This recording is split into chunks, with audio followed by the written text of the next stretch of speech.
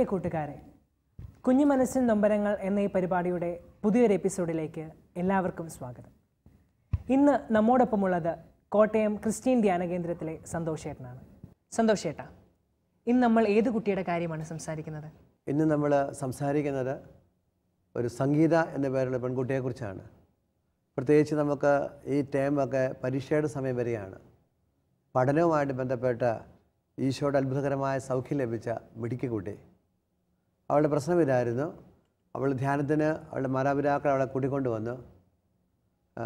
അവൾക്ക് above 90% mark കിട്ടുന്നുണ്ട്. എന്നും അവൾക്ക് ഭയങ്കര ടെൻഷനാണ്. അവൾക്ക് ടെൻഷൻ കാരണം പഠിക്കാനായിട്ട് പറ്റുന്നില്ല. സ്കൂളിൽ അവരുടെ ക്ലാസ്സിൽ ഒന്നാമതും രണ്ടാമതാണുള്ള സ്ഥാനം നിൽക്കുന്നത്. അപ്പോൾ ഇതിനോട് ടെൻഷൻ കാരണം അവൾ പഠിക്കുന്നില്ല. ഒന്ന് പഠിത്തം വരില്ല. രാത്രി കിടന്നിട്ട് ഉറങ്ങുവാനും ആ കുട്ടിക്ക് സാധിക്കുന്നില്ല. ഉറങ്ങുന്ന സമയത്തും ഈ പഠനവുമായി ബന്ധപ്പെട്ട ചിന്തകൾ ഇങ്ങനെ കാട് കയറുക. അപ്പോൾ എന്ത് ചെയ്ത് പഠിക്കാനും അവൾക്ക് സാധിക്കുന്നില്ല. അത് ഈ ചിന്ത ഇങ്ങനെ കയറി കഴിയുമ്പോൾ പഠനം പറ്റുന്നില്ല. അതുമാത്രമല്ല, ഈ കുഞ്ഞിനെ ശ്രദ്ധിച്ചപ്പോൾ ഇവിടെ ശരീരം ഭയങ്കരമായിട്ട് ക്ഷീണിച്ചിരിക്കുകയാണ്. അപ്പോൾ ഞാൻ ചോദിച്ചു, മോളെ നീ ആഹാരമോ കഴിക്കുന്നുണ്ടോ? അപ്പോഴവൾ പറഞ്ഞു, വിശപ്പുമില്ല. അങ്ങനെ ഇവൾ കണ്ണടയ്ക്കുമ്പോഴും പഠിക്കാനിരിക്കുമ്പോഴും കിടക്കാൻ പോകുമ്പോഴെല്ലാം അവിടെ മനസ്സിൽ കൂടെ വരുന്ന ചിന്തകൾ മുഴുവൻ പഠനം പഠനം പഠനം പഠനം പഠനം. അപ്പോൾ നമ്മൾ ഈ കുഞ്ഞിന് വേണ്ടി ഒന്ന് പ്രാർത്ഥിച്ചു, സഹായിച്ചു. എന്താണ് ഇവിടെ കുട്ടിയുടെ പ്രശ്നത്തിന് കാരണം? അപ്പോൾ മമ്മിയും പപ്പായും പറഞ്ഞു, ഇവൾക്ക് ഈ നാളുകളായിട്ടാണ് ഇത്രയും ടെൻഷൻ വരുന്നത്. ഇതിനു മുമ്പ് ഇത്രയും ടെൻഷനൊന്നും ഇല്ലായിരുന്നു എന്നത്. അപ്പോൾ നമുക്കറിയാം, ഒരു പ്രശ്നം ഒരു കുട്ടിക്ക് ഉണ്ടാകുമ്പോൾ ആ എന്തെങ്കിലും ഒരു കാരണം അതിന് കാണും സാധാരണഗതിയിൽ. അപ്പോൾ ഇതിന് കാരണം കണ്ടെത്താനായിട്ട്, കാരണം നമ്മളിപ്പോൾ പെട്ടെന്ന് നോക്കുമ്പോൾ എന്താ, എബവ് 90-95% മാർക്കുള്ള കുട്ടിക്ക് ഇതിന് മാത്രം ടെൻഷൻ്റെ കാര്യം ഇല്ല. കാരണം അതനുസരിച്ച് ബുദ്ധിശക്തി ആർക്കുണ്ട്? കുട്ടിക്കുണ്ട്, കഴിവുണ്ട്, പ്രാപ്തിയുണ്ട്. അവിടെ നാളുകളായിട്ട് ഈ ടെൻഷൻ അല്ലെങ്കിൽ നാളുകളായിട്ട് ആ കുട്ടി ഇത്രയും മാർക്ക് സ്കോർ ചെയ്തുകൊണ്ടിരിക്കുന്നതാണ്. ഇടക്കാലത്ത് സ്കോർ ചെയ്ത് നമുക്ക് പറയാം, എന്താ പെട്ടെന്ന് കിട്ടി അനുഗ്രഹം നഷ്ടപ്പെടുമെന്ന് പേടിയാണ്. പക്ഷേ ഈ കുട്ടിയോട് അല്പസമയം പേഴ്സണലായിട്ട് സംസാരിച്ചു. പിന്നെ എന്താ നിൻ്റെ കാരണം, നിനക്ക് എന്തുമാത്രം ടെൻഷൻ അടിക്കുന്നത് സംസാരിച്ചു വന്നപ്പോഴാണ് അതിൽ ഇപ്പോൾ ഈ കുട്ടി ഏറ്റവും ഹയസ്റ്റാണ് ക്ലാസ്സിൽ. ഇവളുടെ കൂടെ പഠിക്കുന്ന വേറെ കുട്ടിയുണ്ട്. ഇവളും ഇടയ്ക്കിടയ്ക്ക് എന്ത് ചെയ്യുന്നു, ഹയസ്റ്റ് ഫസ്റ്റ് റാങ്ക് ഇങ്ങനെ മാറി മാറി വരും മാർക്കിൽ. ആക്ച്വലി ഈ കുട്ടിയുടെ പ്രശ്നം എന്ത് ചെയ്യുന്നു, തനിക്ക് ലഭിച്ചിരിക്കുന്ന ഈ ഒന്നാം സ്ഥാനം നഷ്ടപ്പെടുമെന്നുള്ള പേടിയാണ്. അപ്പോൾ ഈ മോള് സംഗീത എന്ന് പറയുന്ന കുട്ടി 95-96% മാർക്ക് വാങ്ങിക്കുന്നു. ഇവളുടെ കൂട്ടുകാരി എന്ത് ചെയ്യുന്നു, കൂട്ടുകാരി എന്ന് പറഞ്ഞാൽ സഹപാഠി എന്ത് ചെയ്യുന്നു, അതേപോലെ മാർക്ക് വാങ്ങിക്കുന്നു. ചില പരീക്ഷയ്ക്ക് അവൾക്ക് ജയം, ചില പരീക്ഷയ്ക്ക് ഇവൾക്കിത്. ആക്ച്വലി ഈ കുട്ടിയുടെ പ്രശ്നം തൻ്റെ കൂട്ടുകാരി തന്നേക്കാൾ കൂടുതൽ മാർക്ക് വാങ്ങിക്കുമോ എന്ന പേടിയാണ്. അസുഖത്തിനെ പേടിയെന്ന് വിളിക്കാൻ പറ്റുകയില്ല, പിന്നെ എന്തായിരിക്കും? അസൂയാണ്. തൻ്റെ കൂടെ പഠിക്കുന്ന ഒരു കുട്ടി തനിക്ക് നല്ല മാർക്കുണ്ട്, എന്നുവെച്ചാൽ എല്ലാത്തിനും ഫുൾ മാർക്കാണ്. നിങ്ങൾക്കറിയാം, മക്കൾക്കറിയാം, 96-97% മാർക്ക് വാങ്ങിക്കുക എന്ന് പറയുന്നത് മിക്ക വിഷയത്തിനും ഫുൾ മാർക്കാണ്. ആ ഫുൾ മാർക്ക് എന്ന കുട്ടി തൻ്റെ പഠിത്തത്തെക്കുറിച്ചുള്ള വ്യഗ്രതകളെക്കാൾ ഉപരി അവളെ നയിക്കുന്നത് എന്ത് ചെയ്യുന്നു, തൻ്റെ കൂട്ടുകാരിക്ക് ലഭിക്കാൻ എങ്ങാനോ തൻ്റെ സ്ഥാനം നഷ്ടപ്പെട്ട് തൻ്റെ കൂട്ടുകാരിക്ക് അല്ലെങ്കിൽ സഹപാഠിക്ക് കിട്ടുമോ എന്നുള്ളതാണ്. അപ്പോൾ ഞങ്ങൾക്ക് മനസ്സിലായി, അല്ലെങ്കിൽ ദൈവത്തിൻ്റെ കൃപയാൽ മനസ്സിലായി, ആക്ച്വലി കുട്ടിയുടെ പഠിക്കാനുള്ള പ്രോബ്ലം എന്ന് പറയുന്നത് അസൂയാണ്. തൻ്റെ കൂടെ പഠിക്കുന്ന അല്ലെങ്കിൽ തന്നോടൊപ്പം പഠിക്കുന്ന തന്നേക്കാൾ അല്പം ഉയർന്ന് പഠിക്കുന്ന വ്യക്തിയുടെ അനുഗ്രഹത്തെ തിരിച്ചറിയുവാൻ അല്ലെങ്കിൽ അതിനെ മാനിക്കുവാൻ ഇവൾക്ക് സാധിക്കുന്നില്ല. ബൈബിളിൽ അതിന് പറയുന്നൊരു വാക്കുണ്ട്. ഗലാത്യ ലേഖനത്തിൽ അതിൻ്റെ 5-ാം അധ്യായം 19-20 വാക്യം. ഞങ്ങൾ ആ കുട്ടിയോട് ഈ ബൈബിൾ ഭാഗം എടുത്ത് വായിക്കാൻ പറഞ്ഞു. ഗലാത്യ ലേഖനം അതിൻ്റെ 5-ാം അധ്യായം 19-20. ജഡത്തിൻ്റെ വ്യാപാരങ്ങൾ എല്ലാവർക്കും അറിയാം. അവ വ്യഭിചാരം, അശുദ്ധി, ദുർവൃത്തി, വിഗ്രഹാരാധന, ആഭിചാരം, ശത്രുത, കലഹം, അസൂയ, കോപം, മാത്സര്യം, ഭിന്നത, വിഭാഗീയ ചിന്ത, ഇവയും ഈ ദൃശ്യമായ മറ്റ് പ്രവൃത്തികളുമാണ്. ബൈബിളിൽ ജഡത്തിൻ്റെ വ്യാപാരങ്ങൾ എന്ന് പറഞ്ഞുകൊണ്ട് അതിനകത്ത് ഈശോ തൻ്റെ വചനത്തിലൂടെ കൃത്യമായിട്ട് പറയുന്നുണ്ട്, അസൂയ എന്താണ്? ജഡത്തിൻ്റെ വ്യാപാരമാണ്. അപ്പോൾ ഈ കുട്ടിക്ക് തൻ്റെ സ്ഥാനം നഷ്ടപ്പെടരുത്, തൻ്റെ സ്ഥാനത്തേക്ക് വരുന്ന വ്യക്തിയോട് എന്ത് ചെയ്യുന്നു? അസൂയ. അസൂയയും വരുന്നു. സന്തോഷേട്ടാ, ഈ അസൂയയും അഹങ്കാരവും തമ്മിൽ എന്തെങ്കിലും ബന്ധമുണ്ടോ? അസൂയയും അഹങ്കാരവും പറയുന്നത് ഒരു നാണയത്തിന് രണ്ട് വശങ്ങൾ പോലെയാണ്. അസൂയ ഉള്ളിടത്ത് ഇങ്ങേ സൈഡിൽ എന്ത് ചെയ്യുന്നു? അഹങ്കാരം മറിഞ്ഞു കിടക്കുന്നു. അഹങ്കാരം ഉള്ളിടത്ത് എന്ത് മറിഞ്ഞു കിടക്കുന്നു? അസൂയ. വാസ്തവത്തിൽ ഈ കുട്ടിക്ക് എന്ത് ചെയ്യുന്നു? തന്നെക്കാളും തൻ്റെ സഹപാഠി കൂടുതൽ മാർക്ക് വാങ്ങിക്കുമ്പോൾ എന്തുണ്ടാകുന്നു? അസൂയ ഉണ്ടാകുന്നു. തനിക്ക് ഒന്നാം സ്ഥാനം കിട്ടുമ്പോൾ എന്ത് ചെയ്യുന്നു? അഹങ്കാരം ഉണ്ടാകുന്നു. അപ്പം ഇവളുടെ ബേസിക് പ്രോബ്ലം ഇതാണ്. ബേസിക് അല്ലെങ്കിൽ നമ്മൾ ഭാഗ്യമായി കാണുന്നത് പഠനവുമായി ബന്ധപ്പെട്ട ചില വ്യഗ്രതകളെ, ചിന്തകളെ, ടെൻഷനെ, ആഹാരം കഴിക്കുന്നില്ല. ശരിക്കും നമ്മൾ ആഴത്തിലോട്ട് ഇറങ്ങുമ്പോൾ കാണുന്നത് എന്താ? ഈ അസൂയ അഹങ്കാരം ഈ കുഞ്ഞിൻ്റെ ഹൃദയത്തിൽ കിടന്ന് എന്ത് ചെയ്യുന്നു? ആത്മാവിൽ ക്ഷതമേൽപ്പിക്കുന്നു. ആ പാപത്തിൻ്റെ അനന്തര ഫലമാണ് എന്താ ഉണ്ടായിരിക്കുന്നത്? ഈ ഇപ്പം പരീക്ഷയുമായിട്ട് ബന്ധപ്പെട്ട് വന്നിരിക്കുന്ന എല്ലാ പ്രശ്നങ്ങളുടെയും കാരണമായിട്ട് നിൽക്കുന്നത്. അതുപോലെ തന്നെ സന്തോഷേട്ടാ, നമ്മളിപ്പോൾ നമ്മുടെ സമൂഹത്തിൽ പൊതുവായി കാണുന്ന ഒരു കാര്യമാണ്, ഇപ്പോൾ അടുത്തുള്ള വീട്ടിലെ കുട്ടിക്ക് നല്ല മാർക്ക് കിട്ടിയാൽ അതുമായി താരതമ്യപ്പെടുത്തിയിട്ട് കുട്ടികളുടെ മാതാപിതാക്കൾ പോലും കുട്ടികളെ ശകാരിക്കുന്നതും മറ്റും നാം പൊതുവായി കാണുന്ന കാര്യമാണ്. അതും ആ കുട്ടികളിൽ വലിയൊരു തെറ്റായ രീതിയിലുള്ള ഒരു അനുഭവം സൃഷ്ടിക്കില്ലേ? അനുഭവം സൃഷ്ടിക്കുക, കുട്ടികൾ മുറിവേൽക്കാം. അതിനേക്കാൾ ഉപരി കുട്ടി എന്ത് ചെയ്യുന്നു? മാതാപിതാക്കളെ നെഗറ്റീവായിട്ട് അവരെ കാണാൻ കാരണമായി തരും. ഒരു സംഭവം ഞാൻ ഓർക്കുന്നു. അതാണ് ഒരു വീട്ടിലൊരു മോൻ, അവൻ അത്യാവശ്യം പഠിക്കുന്ന കുട്ടിയാണ്. അവൻ മാതാപിതാക്കൾ വിചാരിച്ചിരിക്കുന്നത് തോക്കുമെന്ന്. ഒരു റിസൾട്ട് വന്നപ്പോൾ അവൻ എന്ത് ചെയ്തു? പാസ്സായി. അപ്പം മമ്മിക്കും പപ്പായ്ക്കും ഭയങ്കര സന്തോഷമായി. അതിനുശേഷം അവൻ നന്ദി പറഞ്ഞു. എന്താണ് അന്ന് ഉച്ച കഴിഞ്ഞിട്ട് ഈ മമ്മി എന്ത് ചെയ്തു? അയലോക്കത്തെ വീട്ടിൽ പോയി സംസാരിച്ചു. അപ്പോഴാണ് അവിടെ പഠിച്ച ഇവൻ്റെ കൂടെ പഠിച്ച മോൾക്ക് എന്ത് ചെയ്യുന്നു? ഫസ്റ്റ് ക്ലാസ്സും എ ഗ്രേഡും ഉണ്ട് അത്യാവശ്യം. ഇതിന് ശേഷം മമ്മി എന്ത് ചെയ്യുന്നു? തിരിച്ച് വീട്ടിൽ വന്നു. തിരിച്ചു വന്നിട്ട് ഇവനോട് എന്ത് ചെയ്യുന്നു? ചുമ്മാ ദേഷ്യവും കോപവും പ്രകടിപ്പിക്കുക. അപ്പോൾ ഈ കുട്ടി വിചാരിക്കുന്നത് എന്താ? രാവിലെ റിസൾട്ട് അറിഞ്ഞു, മമ്മി വല്ലതും പറഞ്ഞില്ല. പക്ഷേ തൊട്ട് അയലോക്കത്തെ കുട്ടിക്ക് നല്ലൊരു റിസൾട്ട് കിട്ടിയപ്പോൾ ഈ മമ്മിക്ക് എന്ത് ചെയ്യുന്നു? ആ കുട്ടിയുടെ റിസൾട്ടിനെ അംഗീകരിക്കാൻ പറ്റാതെ അമ്മയ്ക്ക് ഒരു പക്ഷേ എന്താണ് നമ്മൾ അസൂയ എന്ന് പറയില്ല, ഈ അസൂയ തോന്നി അത് ഉള്ളിൽ വെച്ചു. അത് ആരോട് പ്രകടിപ്പിക്കുന്നു? മകനോട്. മകനോട് എന്താ പറയുന്നത്?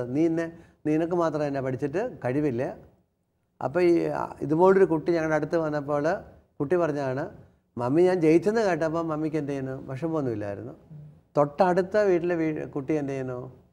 നല്ല മാർക്ക് വാങ്ങിച്ചെന്ന് കേട്ടപ്പോൾ എന്നോട് എന്തുണ്ടായി? എൻ്റെ റിസൾട്ടിനെ ഓർത്ത് അമ്മയ്ക്ക് വിഷമമുണ്ടായി. ഇവിടെയും സംഭവിക്കുന്ന വാസ്തവത്തിൽ നമ്മൾ പറഞ്ഞ ഈ ബേസിക് സിന്നാണ്. എന്താണ്?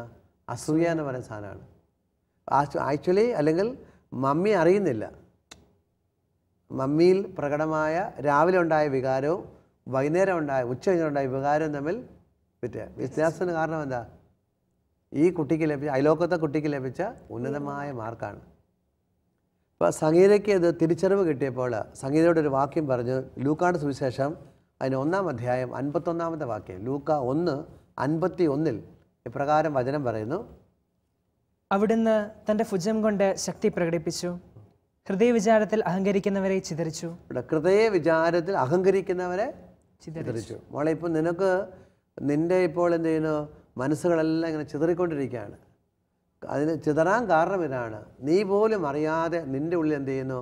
അഹങ്കാരം, അസൂയ ഇങ്ങനെ കിടന്ന് കളിക്കുന്നു. പക്ഷെ പുറമേ നോക്കുമ്പോൾ എന്താ? ഇതൊന്നും കാണാനില്ല. കാണുന്ന മുഴുവൻ എന്താ? പഠിക്കാൻ പറ്റുന്നില്ല, പഠനത്തിൻ്റെ ബുദ്ധിമുട്ടുകളെല്ലാം കാണിക്കുന്നത്. അപ്പോൾ ഞങ്ങൾ ഈ കുഞ്ഞിനെ എന്ത് ചെയ്യുന്നു? ആഴമായ അനുതാപത്തിലേക്ക് നയിച്ചു. അതിന് സഹായിക്കുന്ന വചനങ്ങൾ പറഞ്ഞു കൊടുത്തു. അത് പറഞ്ഞു കുമ്പസാരിക്കുവാനായിട്ട് കുഞ്ഞിനെ ഒരുക്കി. അങ്ങനെ ഒരുക്കി ദൈവകൃപയാൽ അപ്പോഴാണ് ഈ കുട്ടി സത്യം തിരിച്ചറിയുന്നത്. തൻ്റെ പ്രശ്നങ്ങൾക്ക് കാരണം എന്താ? തൻ്റെ ഉള്ളിലുള്ള അസൂയയും അഹങ്കാരവുമാണെന്ന്. ഇത് തിരിച്ചറിഞ്ഞ് അവൾ എന്ത് ചെയ്തു? നല്ലൊരു കുമ്പസാരത്തിലേക്ക് നയിച്ചു ദൈവത്തിൻ്റെ കൃപയാൽ. ആ കുമ്പസാരം കഴിഞ്ഞ് കഴിഞ്ഞപ്പോഴേക്കും ഇവിടെ മനസ്സ് ഒത്തിരിയധികം ഫ്രീ ആയി. അതിനുശേഷം വീണ്ടും ഈ കുഞ്ഞിനെ ആ ധ്യാനത്തിൻ്റെ ഇടയിൽ കാണുവാനായിട്ട് ദൈവം ഇടയാക്കി. അപ്പോഴാണ് ഇങ്ങനെ വരുമ്പോൾ എന്താ ചെയ്യേണ്ടത് നമ്മളെന്ന് പറഞ്ഞു കൊടുക്കണം. ഇങ്ങനെ ഒരു കുട്ടിക്ക് ഉണ്ടാകുക, സാധാരണ പറഞ്ഞാൽ അസൂയ ഉണ്ടാകുക, അഹങ്കാരം ഉണ്ടാകുക മനുഷ്യ ജീവിതത്തിൽ സ്വാഭാവികമാണ്. കാരണം തിരുസഭ നമ്മളെ പഠിപ്പിക്കുന്നു ഇത് രണ്ടും മൂല പാപങ്ങളാണ്. നമുക്ക് ജനിച്ചപ്പോൾ തന്നെ ഉണ്ട്, മരിക്കുന്നിടം വരെ ഇതുണ്ടാവുക. പക്ഷേ ഇത് തിരിച്ചറിയാൻ പറ്റുക എന്ന് പറഞ്ഞാണ് ഏറ്റവും വലിയ ദൈവത്തിൻ്റെ സ്നേഹം. തന്നിൽ ഈ തിന്മ ഉണ്ട് എന്നുള്ള തിരിച്ചറിവാണ് ഏറ്റവും പ്രധാനം. തിരിച്ചറിവ്. ഈ തിരിച്ചറിവ് കിട്ടിയില്ലെങ്കിൽ എന്ത് സംഭവിക്കുന്നു? അസൂയയിലോ അഹങ്കാരത്തിലോ നമ്മൾ തുടരുവാണെങ്കിൽ അത് നമ്മളെ എന്ത് ചെയ്യുന്നു? തകർച്ചയ്ക്ക് കാരണമാകും. അത് ബൈബിൾ നമ്മളെ പഠിപ്പിക്കുന്നുണ്ട്. ദാനിയേലിന്റെ പുസ്തകം അതിൻ്റെ 4-ാം അധ്യായം, ദാനിയേലിന്റെ പുസ്തകം അതിൻ്റെ 4-ാം അധ്യായത്തിൽ ഒരു സംഭവം, 4-ാം അധ്യായം അതിൻ്റെ 29 മുതലുള്ള വാക്യങ്ങളുണ്ട്. ആ സംഭവം ഇതാണ് പ്രിയപ്പെട്ട മക്കളെ. ഒരു രാജാവിന്, അദ്ദേഹത്തിൻ്റെ പേര് നെബൂഖദ്നേസർ എന്നാണ്, അദ്ദേഹത്തിന് എല്ലാവിധ പ്രൗഢിയും സമ്പത്തും ലഭിച്ചു. അപ്പോൾ സമ്പത്ത് ലഭിച്ചപ്പോൾ അദ്ദേഹത്തിൻ്റെ മനസ്സിൽ കൂടെ ഒരു തിന്മ കടന്നു വന്നു. ആ തിന്മയെക്കുറിച്ച് പറയുന്നതാണ് 4:29-30 വായിക്കാം.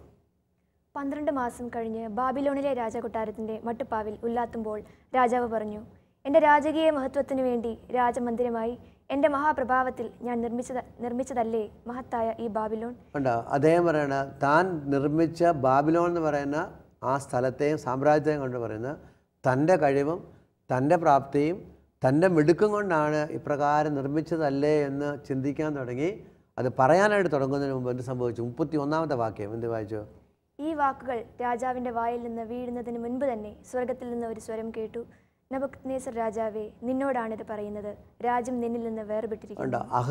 അഹങ്കാരം എന്ന തിന്മ അയാളുടെ ഉള്ളിൽ നിറഞ്ഞു നിന്നപ്പോൾ ദൈവം എന്ത് ചെയ്യുന്നു?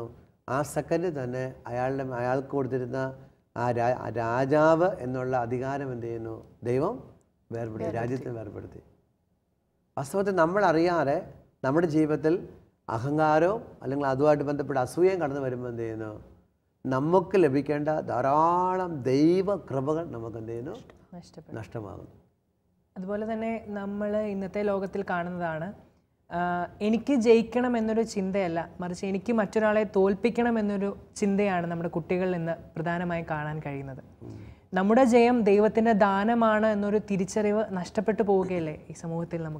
പണ്ട് നമുക്ക് ജയിച്ചാൽ മതിയായിരുന്നു. ജയിക്കണം, വേറൊരാൾ ജയിക്കുന്നതിനെക്കുറിച്ച് നമ്മൾ ചിന്തിക്കുന്നില്ല. നമ്മുടെ വ്യക്തിപരമായ ജീവിതത്തിൽ ജയിക്കണം എന്നുള്ളത് നമ്മുടെ എല്ലാവരുടെയും ആഗ്രഹമാണ്. അതൊരിക്കലും തെറ്റല്ല. പക്ഷേ ഞാൻ മാത്രമേ ജയിക്കാൻ പറ്റുള്ളൂ എന്ന് ചിന്തിക്കുമ്പോഴാണ് തെറ്റിലേക്ക് വരുന്നത്.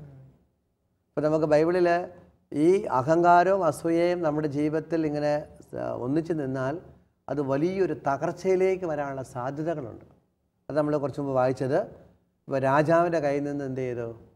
അധികാരം ദൈവം എന്ത് ചെയ്തു? രാജ്യം വേർപെടുത്തി. തൊട്ടടുത്ത വാക്യമുണ്ട്, 31-ാമത്തെ വാക്യം വായിക്കാം നമുക്ക്.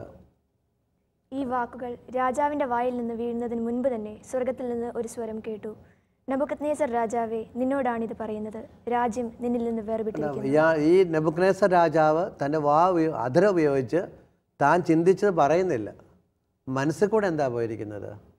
അഹങ്കാരത്തിൻ്റെതായ ചിന്തയാണ്. ഈ ചിന്ത പോലും ആരറിയുന്നു? ദൈവം അറിയുന്നു. ശരിക്കും നമ്മൾ ഈ ബൈബിൾ ഈ ഭാഗം വായിക്കുമ്പോൾ ചിലപ്പോൾ മനസ്സിൽ വരും, ദൈവമേ, ഞാൻ ചിന്തിക്കുന്നതെല്ലാം ആരറിയുന്നു? ദൈവം അറിയുന്നു. പലപ്പോഴും നമ്മൾ എന്തെങ്കിലുമൊക്കെ പ്രവൃത്തി വരുമ്പോഴാണ് നിങ്ങളൊക്കെ അറിയുന്നത്. ഇപ്പം ഞാൻ എന്താ ചിന്തിക്കുന്നതെന്ന് നിങ്ങളാരും അറിയുന്നില്ല. അപ്പോൾ ശരിക്കും നമ്മുടെ വ്യക്തിപരമായ ലൈഫിൽ നമ്മൾ ഒരു കാര്യം സത്യം മനസ്സിലാക്കേണ്ടത്, നാം ചിന്തിക്കുന്നതെല്ലാം ആരറിയുന്നു? ദൈവം അറിയുന്നുവെന്നാണ്. അപ്പോൾ ഈ രാജാവിൻ്റെ കയ്യിൽ നിന്ന് ദൈവം എന്ത് ചെയ്യുന്നു? രാജ്യം വേർപെടുത്തി. അതിനുശേഷം അടുത്ത് എന്ത് ചെയ്യുന്നു?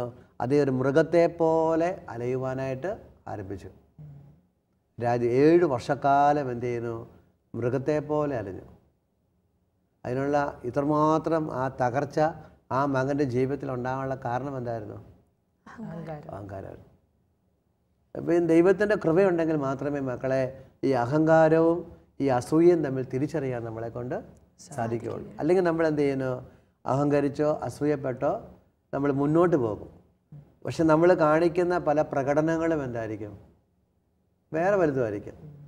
ഇപ്പം ആൾക്കാർ നമ്മളെ എന്ത് ചെയ്യുന്നു? അല്ലെങ്കിൽ ജനം എന്ത് ചെയ്യുന്നു? മാതാപിതാക്കൾ അല്ലെങ്കിൽ അധ്യാപകരൊക്കെ നമ്മളെ എന്ത് ചെയ്യുന്നു?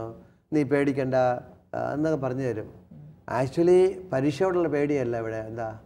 തൻ്റെ കൂട്ടുകാരൻ അല്ലെങ്കിൽ സഹപാഠി തന്നേക്കാൾ കൂടുതൽ ഉയർന്ന മാർക്ക് വാങ്ങിക്കുമോ എന്നുള്ള ഭയമാണ്. ഞാൻ ഓർക്കുന്ന എൻ്റെ വ്യക്തിപരമായ ഒരു അനുഭവം. ഒരു ദിവസം ഞാൻ ക്രിസ്ത്യൻ ധ്യാനകേന്ദ്രത്തിൽ അവിടെ ഒരു ചാപ്പലുണ്ട്. ചാപ്പൽ ഇരുന്നുകൊണ്ട് ഞാനിങ്ങനെ പ്രാർത്ഥിക്കുക, ദൈവമേ ഒരു പുതിയൊരു അഭിഷേകം എനിക്ക് തരണം, ലോക സുവിശേഷവൽക്കത്തിനായിട്ടുള്ള ദൈവീയ കൃപകൾ എനിക്ക് തരണം എന്നൊക്കെ പറഞ്ഞ് ഞാൻ എന്ത് ചെയ്തു, ഉച്ചവരെ ഇങ്ങനെ പ്രാർത്ഥിച്ചു. ഒരു നമുക്കൊരു അഭിഷേകം തോന്നി, നമ്മൾ നന്നായിട്ടൊക്കെ പ്രാർത്ഥിക്കാൻ പറ്റും ദൈവകൃപയാൽ. അങ്ങനെ പ്രാർത്ഥനയെല്ലാം കഴിഞ്ഞപ്പോഴേക്കും എൻ്റെ രണ്ടാമത്തെ നിലയിലാണ് ഈ ചാപ്പൽ. ഞാൻ താഴെ ഇറങ്ങി വന്നപ്പോൾ എന്ത് ചെയ്യുന്നു, എനിക്കറിയാവുന്ന ഒരാളെ ഞാൻ കണ്ടുമുട്ടി. അദ്ദേഹം വേറൊരു ധ്യാന ടീമിൽ വർക്ക് ചെയ്യുന്ന ആൾ, വലിയവരെ ധ്യാനിപ്പിക്കുന്ന മുതിർന്ന ആൾക്കാരെ. അദ്ദേഹം എന്നെ കണ്ട ഉടനെ എന്ത് ചെയ്യുന്നു, അദ്ദേഹത്തിൻ്റെ ടീം ലീഡറായ വൈദികനിലൂടെ ദൈവം ചെയ്യുന്ന വലിയ വലിയ കാര്യങ്ങൾ പറയാനായിട്ട് തുടങ്ങി. എന്ത് ചെയ്യുന്നു, അദ്ദേഹം കൈവച്ച് പ്രാർത്ഥിക്കുമ്പോൾ അത്ഭുതകരമായ രോഗശാന്തി ലഭിക്കുന്നു, ദൈവീയ കൃപകൾ ചൊരിയുന്നു, വലിയ പ്രവചനങ്ങളൊക്കെ എന്ത് ചെയ്യുന്നു സംഭവിക്കുന്നു, വലിയ വലിയ കാര്യങ്ങളെല്ലാം. അപ്പം ഇതെല്ലാം കേട്ടതോടുകൂടി എനിക്കെന്ത് സംഭവിച്ചറിയാവുക, എൻ്റെ ഉള്ളിൽ സന്തോഷം മുഴുവൻ പോയി. ഞാൻ രാവിലെ ഒരു 3 മണിക്കൂർ സമയം ദിവികാര സന്നദ്ധിയിൽ പ്രാർത്ഥിച്ചു, എന്താ, കർത്താവെ ലോകത്തെ മുഴുവൻ സുവിശേഷവൽക്കരിക്കണം, അവളൊക്കെ മധ്യസ്ഥ പ്രാർത്ഥന നടത്തി തന്നെ എനിക്കൊരു അഭിഷേകം കിട്ടാൻ ഞാൻ പ്രാർത്ഥിച്ചു. അപ്പം ഈ മനുഷ്യനെ ഇതെല്ലാം പറഞ്ഞുകൊണ്ടിരിക്കുമ്പോൾ എൻ്റെ സന്തോഷമെല്ലാം പോവുക. സന്തോഷം പോയിട്ട് എനിക്ക് ദുഃഖമായി. അതിനുശേഷം ഞാൻ എന്ത് ചെയ്യുന്നു, ഈ മനുഷ്യനോട് സംസാരം പെട്ടെന്ന് നിർത്തിയിട്ട് എന്ത് ചെയ്തു, എനിക്ക് തിരക്കുണ്ടെന്ന് പറഞ്ഞിട്ട് ഞാൻ അയാളെ പറഞ്ഞു വിട്ടു. പിന്നെ ഞാൻ മാറി ഇരുന്നിട്ട് സങ്കടപ്പെടാൻ തുടങ്ങി. എൻ്റെ സങ്കടത്തിൻ്റെ കാരണം എന്താ അറിയാമോ, ആ അച്ഛന് അത്രമാത്രം ശക്തി കൊടുത്ത് എനിക്കിതൊന്നും ലഭിച്ചില്ല. അപ്പം ഞാൻ ഒരു ദിവസം 2 ദിവസം ഇത് കൊണ്ടു നടന്നു. പിന്നെ ഞാൻ എന്ത് ചെയ്യുന്നു, ഈശോ അടുത്ത് പ്രാർത്ഥിക്കാനും കയറുന്നില്ല. ഞാൻ കേൾക്കുമ്പോൾ എന്താ, ഇവർക്കെല്ലാം എന്ത് ചെയ്യുന്നു, ദൈവം ശക്തമായിട്ട് പരിശുദ്ധാത്മാവിനെ കൊടുക്കുന്നു, അവർ കൈവെക്കുന്നു, പ്രാർത്ഥിക്കുന്നു. ചിലർ കൈവെക്കുമ്പോൾ എന്ത് ചെയ്യുന്നു, മറിഞ്ഞു വീഴുന്നു. ഇതൊന്നും നമുക്ക് ഇല്ല. നമുക്ക് ആ പാട് സങ്കടമായി. പക്ഷേ ഒരു ദിവസം കഴിഞ്ഞപ്പോഴാണ് ദൈവത്തിൻ്റെ കൃപ, ഈശോനെ സ്നേഹിക്കുന്ന തിരിച്ചറിഞ്ഞു. ഞാൻ തിരിച്ചറിഞ്ഞു, എടാ എനിക്കെന്താ, ഞാൻ പ്രാർത്ഥിച്ചത് വേണ്ടിയാ, ലോകം മുഴുവൻ സുവിശേഷം അറിയണം, യേശുവിനെ അറിയാൻ വേണ്ടിയാണ് ഞാനിങ്ങനെ പ്രാർത്ഥിച്ചത്. ആ ദൈവം, ഞാൻ ആരോട് പ്രാർത്ഥിച്ചോ ആ ദൈവം എന്ത് ചെയ്തു, ഈ ഞാൻ പ്രവർത്തിക്കാത്ത വേറൊരു മണ്ഡലത്തിൽ ഒരു വൈദികനിലൂടെ തൻ്റെ ശക്തി പ്രകടമാകുന്നു. ആ വൈദികനിൽ പ്രവർത്തിക്കുന്ന, അദ്ദേഹത്തിലൂടെ പ്രവർത്തിക്കുന്ന ദൈവശക്തിയെ അംഗീകരിക്കാതെ ഞാൻ അയാളോട് എന്ത് ചെയ്യുന്നു, ഞാൻ അസൂയപ്പെടുക എന്ന് തിരിച്ചറിഞ്ഞു. ഈ തിരിച്ചറിവ് എന്ത് ചെയ്തു, എനിക്ക് അനുതാപത്തിലേക്ക് നയിക്കുവാനും എന്നെ നന്നായിട്ട് പ്രാർത്ഥിക്കുവാനും വീണ്ടും ഒരിക്കൽ കൂടി ഒരു അനുതാപ ശുശ്രൂഷ കുമ്പസാരം നടത്താനായിട്ട് ദൈവം ഇടവരുത്തി. അങ്ങനെ ആ തിന്മയിൽ നിന്ന് മോചനം പ്രാപിക്കാനായിട്ട് സാധിച്ചു.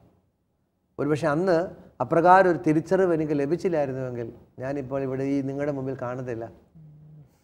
കാര്യം ഞാനെന്താ, അസൂയ കൊണ്ട് എന്നേക്കാൾ നന്നായിട്ട് പ്രവർത്തിക്കുന്ന വ്യക്തിയെ ഞാൻ എന്ത് ചെയ്യാമെന്ന് നോക്കും, നശിപ്പിക്കുവാനായിട്ട് ശ്രമിക്കും.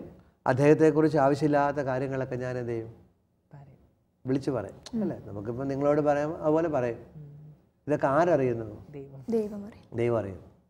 അപ്പം അത് എന്നിൽ പ്രവർത്തിക്കുന്ന പരിശുദ്ധാത്മാവിനെ വേദനിപ്പിക്കും. ആ പരിശുദ്ധാത്മാവിൻ്റെ പ്രവർത്തനത്തിന് അതെന്ത് ചെയ്യുന്നു, തടസ്സമായി തീരുകയും ചെയ്യും.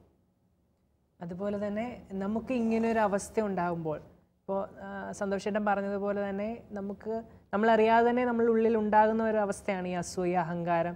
ഇതിൽ നിന്ന് തിരിച്ചു വരാൻ, നമുക്ക് കിട്ടിയതെല്ലാം ദൈവത്തിൻ്റെ ദാനമാണ് എന്നൊരു തിരിച്ചറിവ് കിട്ടാനായിട്ട് നമുക്ക് എന്താണ് ചെയ്യാൻ സാധിക്കുന്നത്? മാതാപിതാക്കൾ നമുക്ക് തിരിച്ചറിയാനായിട്ട് കുട്ടി ആദ്യം തിരിച്ചറിയാവുന്നതാണ്. കുട്ടി ആക്ച്വലി ഈ കുട്ടി സംഗീത എന്ന് പറയുന്ന കുട്ടി കുമ്പസാരമെല്ലാം കഴിഞ്ഞതിന് ശേഷം വീണ്ടും ഇവളെ ഒന്നുകൂടെ കാണാൻ ഈ അവസരം തന്നു. അപ്പോൾ ഇവൾക്ക് പ്രായോഗികമായ ചില കാര്യം പറഞ്ഞു കൊടുത്തു. കാരണം അസൂയ ഉണ്ടാകുക, അഹങ്കാരം ഉണ്ടാകുക എന്താ സ്വാഭാവികമാണ്. അപ്പം അഹങ്കാരത്തെ തോൽപ്പിക്കാനായിട്ടാണ് എന്താണ്, തനിക്ക് എന്തെങ്കിലും നേട്ടങ്ങളുണ്ടാകുമ്പോൾ ആ മഹത്വം ആർക്ക് കൊടുക്കണം, ദൈവത്തിന് കൊടുക്കുക. അപ്പം നീ നന്നായിട്ട് പഠിച്ചെന്ന് ആരെങ്കിലും പറയുമ്പോൾ, നിനക്ക് ഇന്ന വിഷയത്തിന് ഫുൾ മാർക്ക് കിട്ടിയെന്ന് പറയുമ്പോൾ, നീ അന്നേരം അവർ കേൾക്കെ തന്നെ നീ എന്ത് ചെയ്യണം, യേശുവേ നന്ദി, യേശുവേ സ്തുതി എന്ന് പറയാൻ പഠിപ്പിച്ചു അവളെ. അതേപോലെ അസൂയ എന്നൊരു വിചാരം, അത് നമ്മുടെ ഉള്ളിൽ ദൈവം തന്നിരിക്കുന്ന ഒരു പോസിറ്റീവായ വിചാരമായിക്കൂടെ? മറ്റൊരാൾ നല്ല മാർക്ക് വാങ്ങിക്കുമ്പോൾ എനിക്കും അതേപോലെ തന്നെ ചെയ്യണം എന്നൊരു വിചാരം, അതിനുവേണ്ടി ആയിരിക്കില്ലേ ദൈവം അങ്ങനെ ഒരു വിചാരം നമ്മുടെ ഉള്ളിൽ തന്നത്? അസൂയ എന്ന് പറയുന്ന തിന്മയുടെ ഒരു പോസിറ്റീവ് സൈഡാണ്. ഇപ്പം എന്നേക്കാൾ നല്ലൊരു മാർക്ക് വാങ്ങിക്കുന്ന കുട്ടിയെ കാണുമ്പോൾ അസൂയ വരുമ്പോഴാണ് ആ വ്യക്തിയുടെ നാശം നമ്മൾ ആഗ്രഹിക്കുന്നത്. പക്ഷെ അതിൻ്റെ പോസിറ്റീവ് സൈഡാണ്, അവൾക്ക് ദൈവത്തിൽ അവൾക്ക് അത്രയും പഠിക്കാൻ പറ്റുമെങ്കിൽ എനിക്കും സാധിക്കും, എന്നെ ദൈവം അനുഗ്രഹിക്കും. ഒരു പക്ഷെ അടുത്ത പരീക്ഷയിൽ എനിക്കും എന്ത് ചെയ്യുന്നു കൂടുതൽ മാർക്കോടുകൂടി വിജയിക്കാനായിട്ട് സാധിക്കും. അസൂയ വരുമ്പോൾ എന്താ, എൻ്റെ സമാധാനം പോകുന്നു, സന്തോഷം പോകുന്നു. പിന്നെ ഞാൻ ആരോടാണോ എനിക്ക് അസൂയ തോന്നിയത് അയാളുടെ നാശം ഞാൻ എന്ത് ചെയ്യുന്നു ആഗ്രഹിക്കാൻ തുടങ്ങും. അപ്പോൾ ഈ സംഗീത അഹങ്കാരത്തിൽ നിന്ന് വിജയം നേടാനുള്ള വഴി അവൾക്ക് പറഞ്ഞു കിട്ടിയപ്പോൾ തിരിച്ചറിഞ്ഞു. അവളെ എന്തെങ്കിലും മഹത്വപ്പെടുത്തുമ്പോൾ ആ മഹത്വം അവൾ ആർക്ക് കൊടുക്കുന്നു? ദൈവത്തിന് കൊടുക്കും.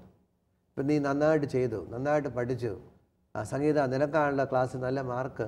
അപ്പോൾ അവൾ മറ്റുള്ളവർ കേൾക്കെ തന്നെ അവൾ പറയാൻ തുടങ്ങി, യേശുവേ നന്ദി, യേശുവേ സ്തുതി. 2, അസൂയയിൽ നിന്ന് മോചനം പ്രാപിക്കാനുള്ള വഴിയുണ്ട്. അസൂയയിൽ നിന്ന് മോചനം പ്രാപിക്കാനായിട്ടാണ് തന്നേക്കാളും പഠിക്കുകയോ അല്ലെങ്കിൽ കഴിവ് പ്രകടമാക്കുകയോ ചെയ്യുന്ന വ്യക്തിയുടെ കഴിവിനെ മാനിച്ചുകൊണ്ട് ദൈവത്തെ സ്തുതിക്കുക, ദൈവത്തിന് നന്ദി പറയുക എന്നാണ്. ഇപ്പോൾ ഷോൺ എന്നേക്കാൾ നന്നായിട്ട് പഠിക്കുന്നു, ദൈവമേ ഇപ്പം അസൂയ തോന്നുന്നു. അപ്പം അതിനെ നിഹനിക്കുക ഞാൻ ദൈവമേ അവിടുന്നാണ് ഷോണിന് പഠിക്കാൻ കഴിവ് കൊടുത്തത്, അതിന് നന്ദി പറയുന്നു. അവൻ എന്നേക്കാളും മാർക്ക് കൊടുത്തതിനെ ഓർത്ത് ദൈവമേ നിന്നെ ഞാൻ സ്തുതിക്കുന്നു, നന്ദി പറയുന്നു. ഇങ്ങനെ 2 എക്സസൈസ് അല്ലെങ്കിൽ പ്രായോഗിക നടപടി ചെയ്തപ്പോൾ എന്ത് ചെയ്ത് സംഗീതയ്ക്ക് ഈ 2 മേഖലയിൽ നിന്നും, അസൂയയിൽ നിന്നും അഹങ്കാരത്തിൽ നിന്നും സ്വതന്ത്രമാകാനായിട്ട് സാധിച്ചു. ഇതിനെ സഹായിക്കുന്ന ദൈവത്തിൻ്റെ വചനമുണ്ട്. റോമാലേഖനം 8-ാം അധ്യായം അതിൻ്റെ 13-ാമത്തെ വാക്യം. ജഡികരായി ജീവിക്കുന്നെങ്കിൽ നിങ്ങൾ തീർച്ചയായും മരിക്കും. എന്നാൽ ശരീരത്തിൻ്റെ പ്രവണതകളെ ആത്മാവിനാൽ നിഹനിക്കുന്നെങ്കിൽ നിങ്ങൾ ജീവിക്കും. ശരീരത്തിൻ്റെ പ്രവണതകളെ ആത്മാവിനാൽ നിഹനിക്കുന്നെങ്കിൽ നിങ്ങൾ എന്ത് ചെയ്യുന്നു? ജീവിക്കും. ഇപ്പോൾ സംഗീത ജഡത്തിലാണ് ജീവിതം ആരംഭിച്ചത്, അല്ലെങ്കിൽ അവൾക്ക് വന്നു. പക്ഷെ അവൾക്ക് ആത്മാവിനാൽ നിഹനിക്കുവാൻ, അവളുടെ മേലുള്ള തിന്മയുടേതായിട്ടുള്ള പാപത്തിന് അല്ലെങ്കിൽ മൂലപാപങ്ങളെ ഒരു പരിധിവരെ നിഹനിക്കുവാൻ സാധിച്ചതുകൊണ്ട് ഇന്ന് അവൾക്ക് വളരെ വിജയകരമായ രീതിയിൽ കേരളത്തിൽ ഒരു പ്രമുഖമായ പ്രൊഫഷണൽ കോളേജിൽ അഡ്മിഷൻ കിട്ടാനും ദൈവത്തെ മഹത്വപ്പെടുത്താനും സാധിച്ചു. അന്ന് അപ്രകാരം ഒരു നിഹനം അല്ലെങ്കിൽ അവളുടെ ഉള്ളിലുണ്ടായിരിക്കുന്ന ഈ അഹങ്കാരത്തെ അസൂയയും മാറ്റി നിർത്താൻ സാധിച്ചില്ലായിരുന്നുവെങ്കിൽ എന്ത് സംഭവിച്ചേനെ? ഒരുപക്ഷെ അവളുടെ ജീവിതം സ്കൂൾ കൊണ്ട് അവസാനിച്ചേനെ. കാരണം അവൾ ഉദ്ദേശിക്കുന്ന ഒരു പ്രൊഫഷനിൽ എത്തുവാൻ അവളെ കൊണ്ട് ഒരിക്കലും സാധിക്കാനാണ്. അപ്പോൾ നമുക്ക് ഇപ്പോൾ നേരത്തെ പറഞ്ഞ പോലെ ഇതുണ്ടാകുക സ്വാഭാവികമാണ്, എപ്പോഴും ഉണ്ടാകാം, ഇപ്പോഴും ഉണ്ടാകാം. ഇപ്പം ഇത് കാണുമ്പോൾ തന്നെ നമുക്ക് ചിലപ്പോൾ ഉണ്ടാകും അല്ലേ? ഇപ്പം മോളുടെ കൂടെ പഠിക്കുന്ന ഒരു കൊച്ചു കാണുമ്പോൾ എന്ത് ചെയ്യുന്നു? ചിലപ്പോൾ ഒന്നുണ്ടാകും. അവൾ ഞങ്ങളുടെ കൂടെ ഇരിക്കുന്നു, ഇപ്പം അവൾ ടി വിയിലായി, അവൾ എന്ത് ചെയ്യുന്നു? എല്ലാവരും കാണുന്നു. ഇത് എപ്പോൾ വേണേ ഉണ്ടാകും മനുഷ്യ ജീവിതത്തിൽ.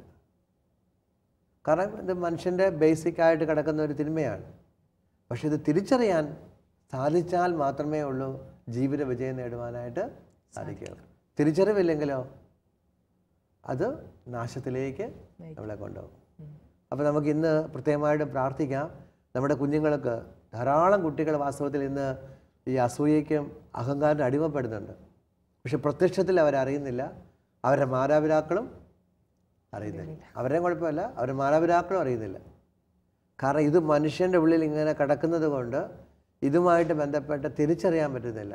ഇങ്ങനെ ഒരു വ്യക്തിക്ക്, ഒരു അപ്പയ്ക്കോ അമ്മയ്ക്കോ തന്നെക്കുറിച്ചോ തൻ്റെ മക്കളെക്കുറിച്ചോ ഈ തിരിച്ചറിവുണ്ടാകണമെങ്കിൽ ആ വ്യക്തിക്ക് ആര് സഹായം വേണം? ദൈവത്തിൻ്റെ സഹായം. അവിടെയാണ് നമ്മൾ നേരത്തെ വായിച്ച വചനം, നേരത്തെ ഒരിക്കൽ വായിച്ചാണ് മർക്കോസ് 12:24. ദൈവത്തിൻ്റെ വചനവും ദൈവത്തിൻ്റെ ശക്തിയും അറിയാത്തത് കൊണ്ടല്ലേ തെറ്റുപറ്റുന്നത്. അപ്പോൾ നമുക്കിന്ന് ദൈവത്തിൻ്റെ ശക്തി ഒരു വ്യക്തിയുടെ ഉള്ളിൽ പരിശുദ്ധാത്മാവുമായിട്ട് ആ കുട്ടിക്കോ മാതാപിതാക്കൾക്കോ നല്ലൊരു ബന്ധമുണ്ടെങ്കിൽ കുട്ടിയിൽ പ്രവർത്തിക്കുന്ന നല്ലൊരു പ്രശ്നം വരുമ്പോൾ പ്രശ്നത്തിന് യഥാർത്ഥ കാരണം കണ്ടെത്താനായിട്ട് പരിശുദ്ധാത്മാവ് നമ്മളെ സഹായിക്കും. അതിനുവേണ്ടി നമുക്കിന്ന് പ്രാർത്ഥിക്കാം. പ്രിയപ്പെട്ട യേശുവേ, ഇന്ന് ഞങ്ങൾ സംസാരിച്ചത് ഞങ്ങളിൽ ഓരോരുത്തരിലുമുള്ള അസൂയയെയും അഹങ്കാരത്തെയും പറ്റിയാണ്. ഞങ്ങളിൽ ഓരോരുത്തരിലും ഈ തിന്മകളുണ്ട് എന്ന് ഞങ്ങൾ ആദ്യമേ തിരിച്ചറിയുന്നു. യേശുവേ, ഇവയെ പൂർണ്ണമായും ഞങ്ങളിൽ നിന്ന് മാറ്റിയെടുക്കണമേ എന്ന് ഞങ്ങൾ പ്രാർത്ഥിക്കുന്നു. അങ്ങയുടെ പരിശുദ്ധാത്മാവിനെ അയച്ച് ഞങ്ങളിൽ നിന്ന് ഈ തിന്മകളെ അങ്ങ് കഴുകി ഞങ്ങളെ വെടിപ്പാക്കി ശുദ്ധരാക്കണമേ ഈശോയെ. ഈ തിന്മകളിൽ ഞങ്ങളിൽ ഉണ്ടെങ്കിൽ ഞങ്ങൾ ഒരിക്കലും ജീവിതത്തിൽ ഉന്നത പദവികളിൽ എത്തില്ല എന്ന് ഞങ്ങൾ മനസ്സിലാക്കുന്നു. ഈശോയെ, അങ്ങയുടെ ആത്മാവിനെ അയക്കണമേ. ഞങ്ങളെ ഓരോരുത്തരെയും ശുദ്ധരാക്കണമേ ഈശോയെ. പ്രിയ കൂട്ടുകാരെ, ഇന്ന് നമ്മൾ ചിന്തിച്ചത് അസൂയയെപ്പറ്റിയും അഹങ്കാരത്തെപ്പറ്റിയുമാണ്. നമുക്ക് ലഭിക്കുന്ന എല്ലാ ജയങ്ങളും ദൈവത്തിൻ്റെ ദാനമാണെന്ന് തിരിച്ചറിയുവാനും മറ്റുള്ളവരുടെ വിജയങ്ങളിൽ ദൈവത്തെ മഹത്വപ്പെടുത്താനും നമുക്ക് ഓരോരുത്തർക്കും പരിശ്രമിക്കാം. അടുത്ത എപ്പിസോഡിലൂടെ വീണ്ടും കാണുന്നത് വരെ നമുക്ക് പ്രാർത്ഥനയിൽ പരസ്പരം ഓർക്കാം. ദൈവം നമ്മെ അനുഗ്രഹിക്കട്ടെ.